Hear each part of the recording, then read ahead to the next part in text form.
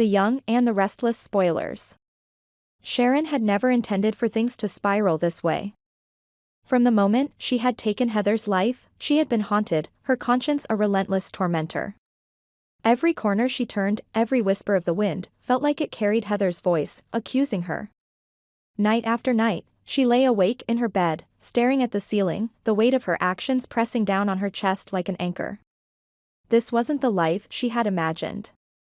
She had thought she could escape the truth, that time would wash away her guilt, but she was wrong. The walls were closing in on her, and Sharon could barely breathe.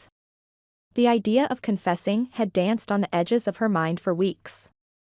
At first, it seemed absurd. Confessing meant losing everything, her freedom, her family, her life as she knew it. But the burden was becoming unbearable. Her mental state was deteriorating, each day felt like a never-ending cycle of fear and paranoia. She couldn't focus, couldn't eat, couldn't think straight. She had already been carrying so much emotional baggage from her tumultuous past, losing Cassie, the pain of her relationship with Nick, and now this. Killing Heather had tipped the scales. Sharon had always sought some semblance of peace in her life, but it had eluded her.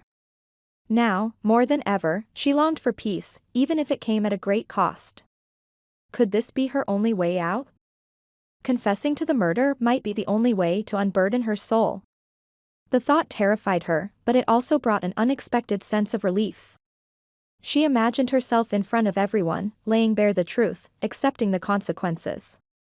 Would the weight lift from her shoulders, or would it only deepen the abyss she found herself sinking into? Sharon knew that by coming forward, she would have to face the inevitable consequences. Daniel had been accused of murdering Heather, his own wife, and his life had been torn apart in the process. He was innocent, yet the evidence had stacked against him.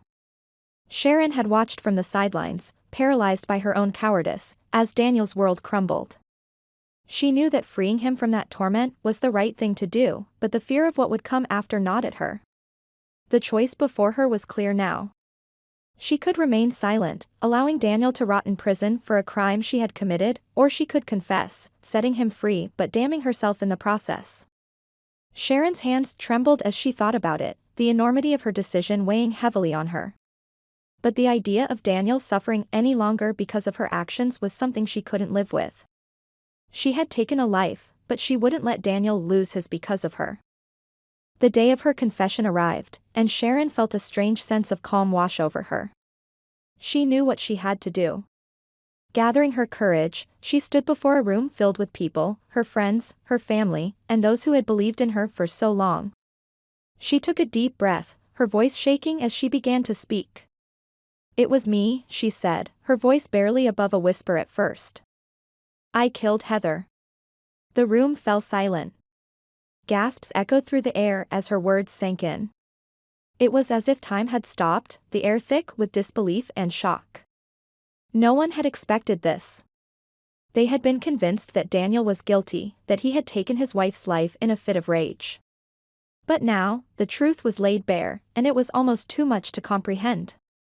Daniel, seated at the back of the room, froze. His mind raced, struggling to process what he had just heard. Sharon, his friend, the woman he had once trusted, was responsible for Heather's death.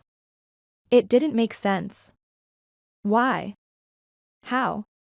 His chest tightened as the reality of it all began to settle in. He wasn't the killer. He hadn't taken his wife's life. But Sharon had. The woman standing before him had destroyed everything. In the chaos that followed, two of the people closest to Sharon crumbled under the weight of her confession. Lucy, Daniel's daughter, collapsed to the floor, overwhelmed with a mixture of relief and horror. She had spent so long grappling with her mother's death, and now the person responsible was standing right in front of her. But it wasn't just anyone, it was someone she had trusted, someone she had once seen as a part of her family. Her heart ached with the betrayal, and the shock was too much for her to bear. Faith, Sharon's daughter, had a different reaction. She fainted as well, but not from the same emotional burden. She was torn between the love she had for her mother and the fear of what this meant for her family. Everything she had believed in had been shattered in an instant. Sharon, the woman who had raised her, had killed someone. What did that make her? How could she ever reconcile this new reality with the mother she had known all her life? As Sharon was led away in handcuffs, the entire town of Genoa City was thrown into chaos.